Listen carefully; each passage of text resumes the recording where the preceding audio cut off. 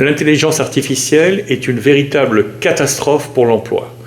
Sur les affiches de New York, on trouve des affiches électroniques sur les abribus et partout, on trouve de grandes publicités qui disent « L'intelligence artificielle a détruit mon emploi ». Et puis il y a une autre affiche à côté, électronique, qui dit « Oui, mais grâce à l'intelligence artificielle, j'ai trouvé un autre emploi qui paye mieux ». C'est le véritable challenge auquel on est tous soumis.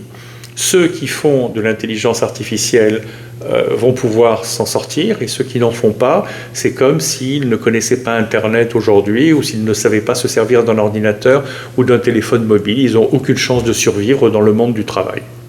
Pour vous donner un exemple, CNET, vous savez, c'est la société de médias qui parle de la tech, etc., et qui est spécialisée là-dedans, a viré, il n'y a pas d'autre mot, des dizaines de reporters, de journalistes, pour les remplacer par l'intelligence artificielle. En gros, si vous voulez, elle demande à ChatGPT ou à un autre logiciel de lui faire les articles à la place des journalistes.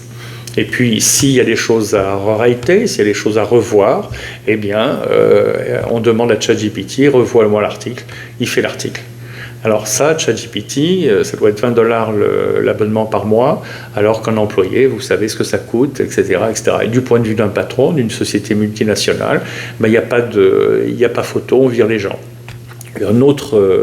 Un autre exemple, un eating disorder, c'est, vous savez, quand on a des problèmes d'anorexie ou d'autres choses, etc., qui répond aux gens qui ont ce genre de problème et essaye de les aider ou de leur indiquer un traitement, ou de les envoyer vers un médecin ou vers des traitements, des protocoles.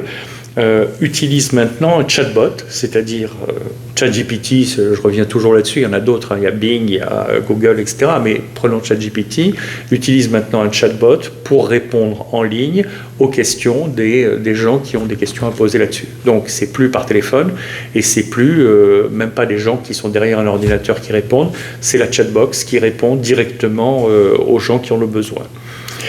Goldman Sachs a prédit qu'on est sur à peu près une perte d'emploi de 300 à 1 milliard d'emplois. McKinsey dit 850 millions d'emplois d'ici 2030. Donc c'est un séisme auquel on est tous confrontés.